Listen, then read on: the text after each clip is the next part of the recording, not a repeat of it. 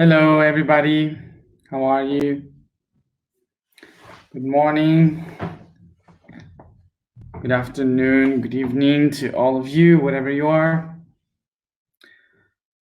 So today, remember that we are we are in the third eye day in the physical week of Pisces.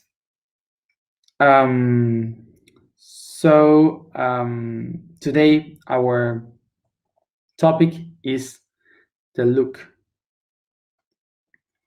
So to look to things, to gaze the things, would be something beyond the sight. The sight, remember, is one of the five senses. And as a sense is the tool that we use to receive the pulses from the outside, to interpret them within in our neurological system, in our brain, so we could interpret the environment we are moving through, and to gaze, to observe, to look goes a little bit deeper. It's much more related to the soul than with the perception of the things, the observation of the things. Look is a word that represents that something that is bright, something that is shining. So this word, to look, comes from the Indo-European language, which is leuk. That means light, bright, shiny. That's why it's the same origin of the word light. Light and look has the same origin. So to look is to put light on something. To look is to make something bright, to make something shine. I was explaining that in Spanish, the word for look is mirada, and mirada it's originated in the word smie in the Indo-European language, which is the origin also for the word smile. So smie means smile, and smile comes from smie in Indo-European language, and which is like kind of a reflection of something that you are watching, that you are seeing. So to see is only yourself staring at something and watching something, is unidirectional. But to mirar, it's a reflection. To look is to receive the light of something. So the word that in Spanish you say mirar is the origin of the word in English mirror. Mirror is to look at, okay? And it represents the smile that you can see from yourself in others. So this is why the word to look is much more related to the soul than the physical aspect by itself. So by looking at something, we can look at by closing our eyes, denying the reality outside, or we can open our eyes to feel that reality outside, to be aware of it. So that would be the way in which we can experience the look.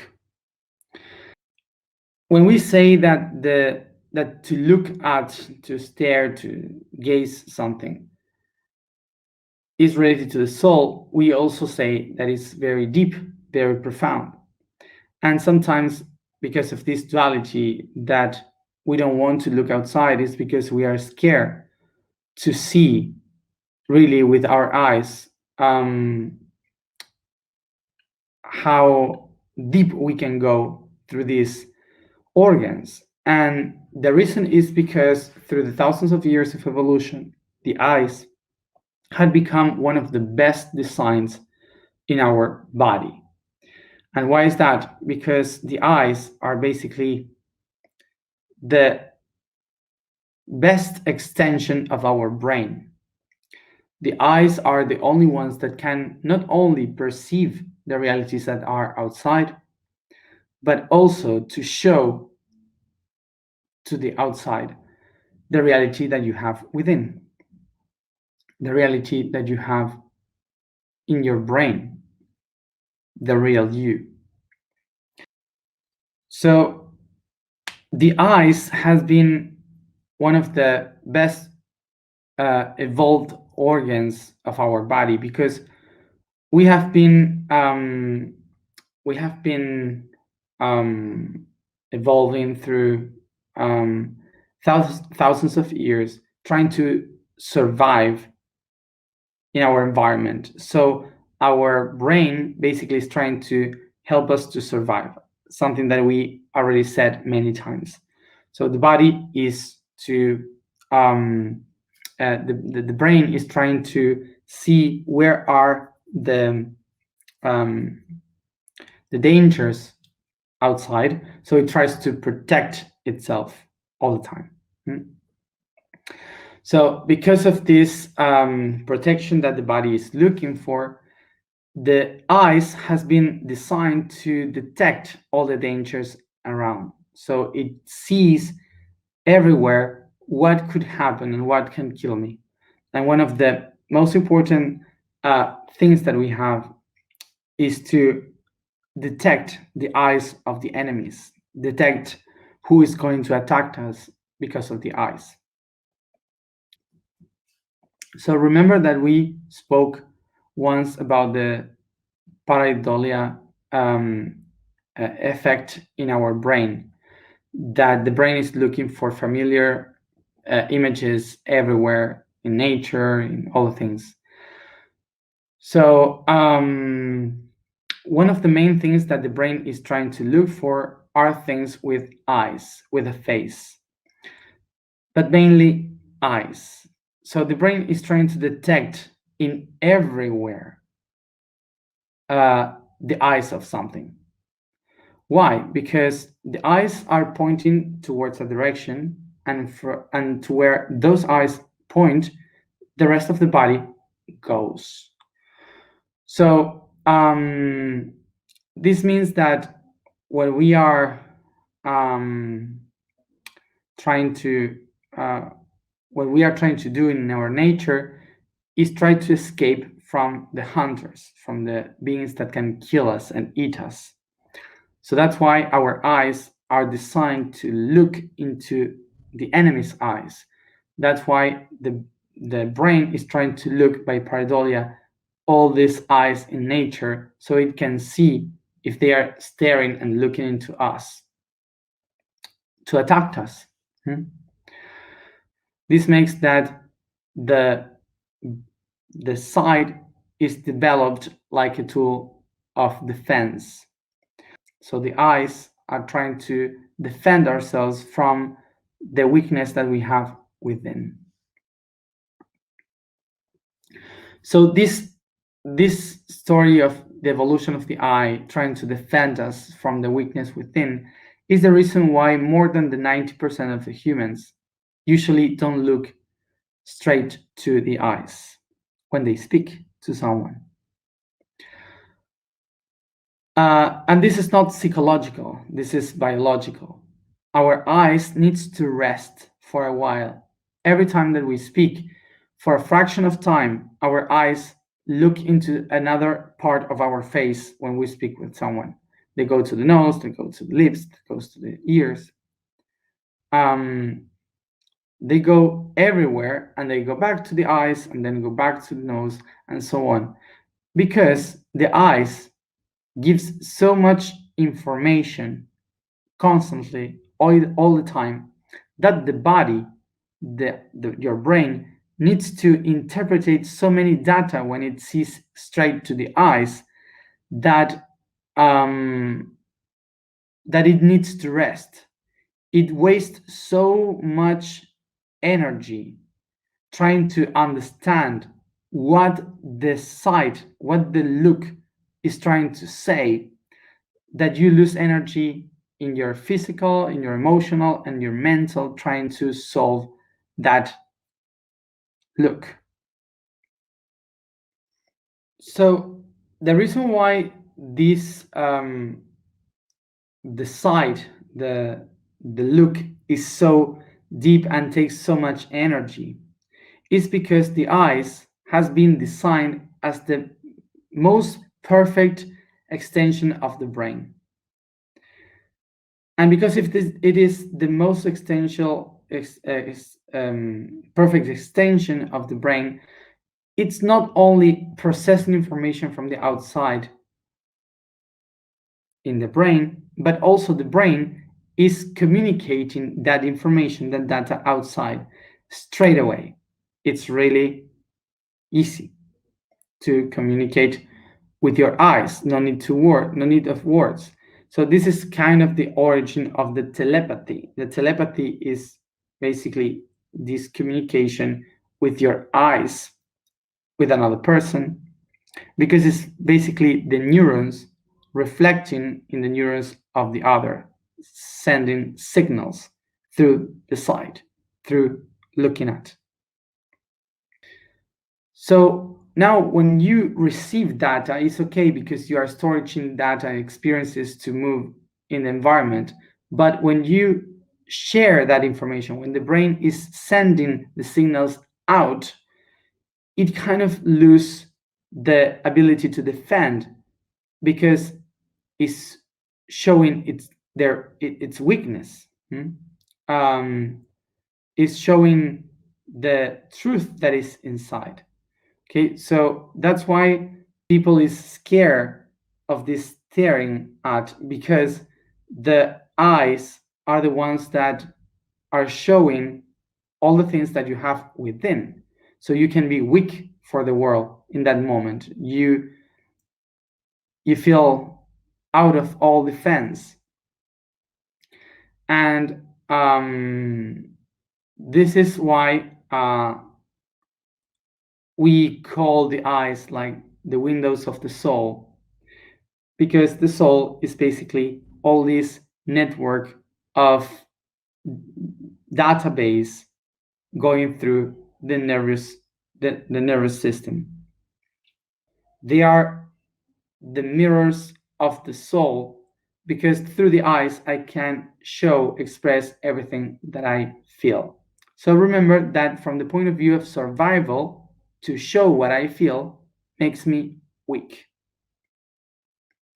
The reason why some people can stare at the eyes and watch straight to the eyes is because those people doesn't have any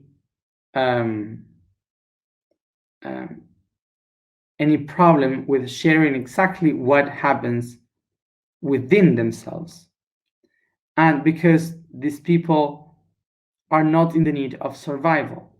These people doesn't care about showing what they have within, so they can look straight into the eyes and waste all the energy in that side, because they don't need to earn energy and save energy for survival. This is why also we can relate some this action of staring straight to the eyes and not moving the side with the crazy ones, because the crazy ones, they don't have the fear of losing the control. They don't care. So They just stare, not being afraid of losing the power. Nothing to lose.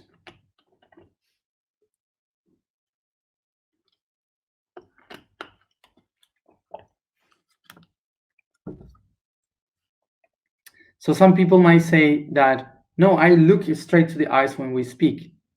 But most of you for sure don't realize that for tiny fractions of seconds, you just change your point of view into another point of the face, so your eyes can rest for a tiny moment, for a fraction of time, rest the energy of watching into the eyes. The reason why this happens is because the eyes shares straight so much information from the brain that the other brain that is watching, staring, cannot process all that information. Usually when a person is not looking straight to the eyes when they speak to someone, it's because the body is trying to protect themselves, because you don't want the other one to know your weakness, your vulnerability. You don't want to be attacked, basically. So another way in which the evolution took the looking, staring at someone, is through reproduction. Because when we, in the same way as the birds, for example, has the feathers with different colors. Some animals prepare themselves to be much more shiny and very easy to be seen by the other sex, the other gender. We humans have the sight. We humans have the iris of the eyes. So the way in which we look at, the way in which we stare at someone, is something that through thousands of years have been working in humans in the same way as for the birds work the feathers. Okay, so like this peacock has these beautiful eyes in the tail with all these feathers, we humans have our two eyes. So that's why in the time of reproduction, staring at the eyes can tell us also about the intention of reproduction with that person. That's why the pupils, the iris, contract or expand, according to showing us if we are open to receive that person or we are close to that person. So all these things shows us that the look that we take into others, onto others, is a straight communication with our brain, directly with our brain. So the staring at, to look at someone straight into the eyes, is something that helps us to be much more connected in the network with others, to share the information with others as being one. And remember that the concept of to look is related to the idea of the mirror, the light on a mirror.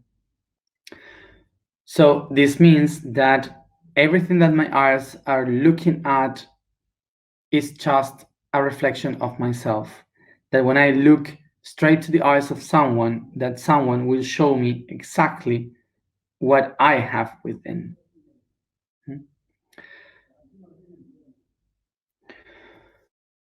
So what is activated by looking at? The telepathy. Telepathy, remember, pathos, pati. That means pain and suffering. We have seen that, pain and suffering. So tele means distance, means beyond, farther. So telepathy is related to suffer in distance. And to suffer in distance means that when you stare at the eyes of someone, your neurons create a synapses with the mind of the other one. So from far away, you can feel what the other one is feeling, as if you were one. So what you see in the eyes of the other one is what you have within. It's a reflection also of yourself. Otherwise, you wouldn't see it. So,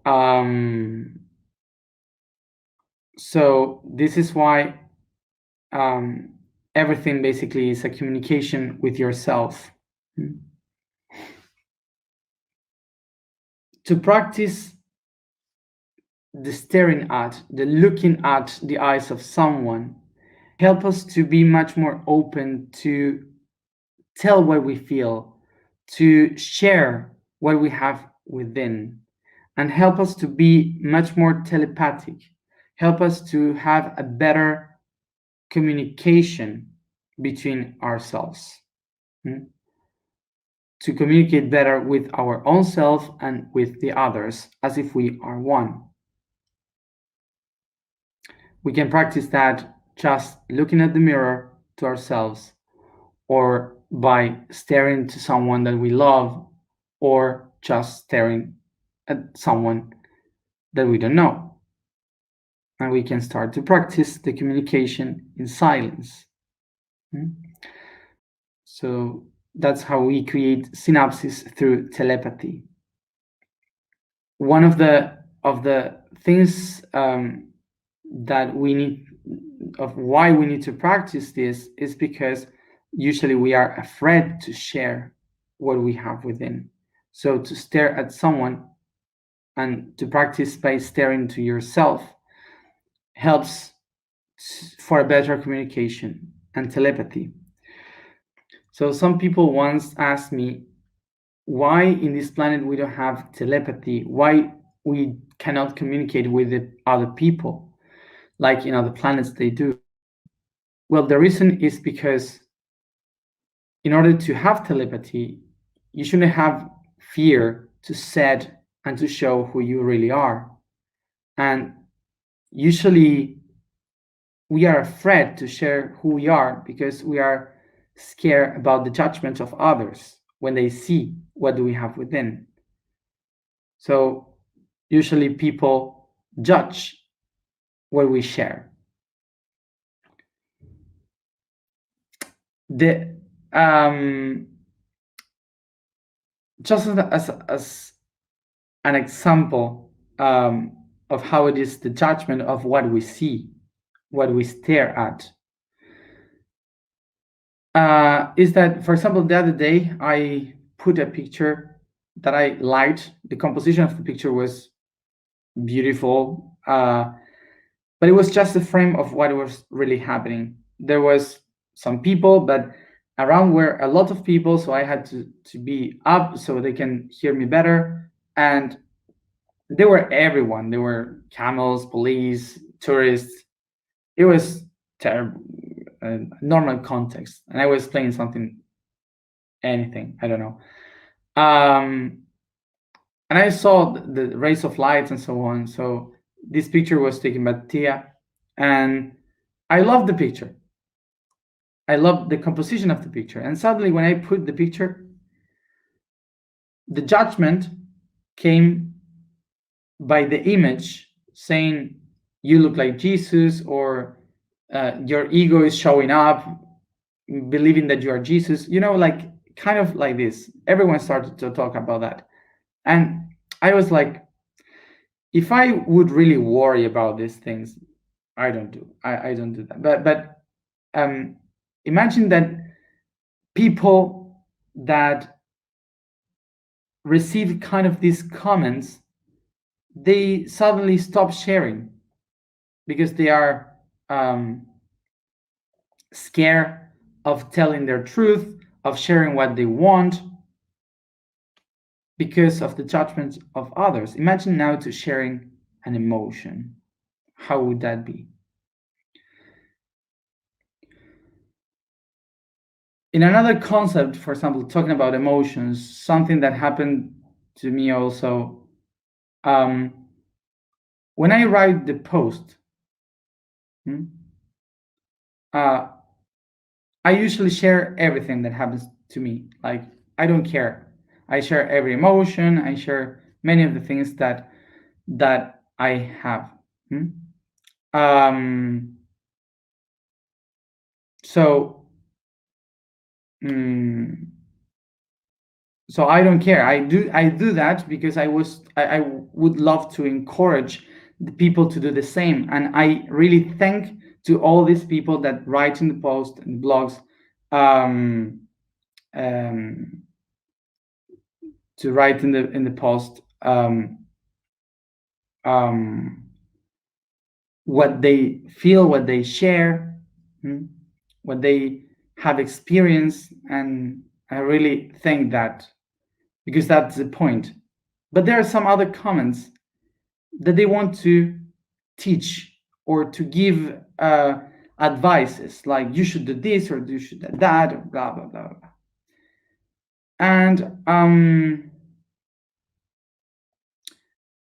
And those comments are mainly through the judgment of my process. And I was just sharing my process. I was not asking for help.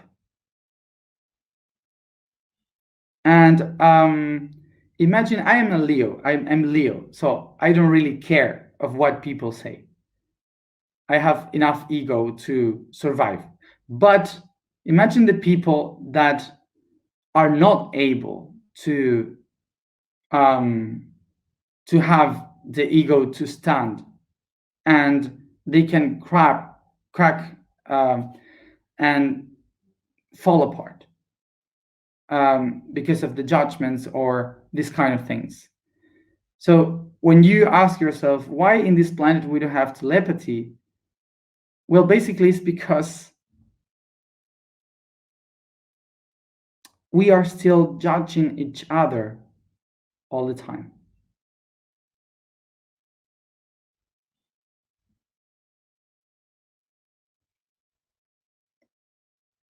The only way in which we can help really other person is when other person was open to receive help. The only reason why we can judge other person is because that person was open to be judged. This is why it's very important to always do the questions to yourself in the first person. We can share visions, but we have to learn to identify when a vision can become a judgment towards the outside. Because it's exactly this judgment by the violation of the private space that makes people to close, makes people not to be able to look into the eyes of the others, and not to be able to communicate by the look, by gazing, communicating as one. Let's go to the information for today.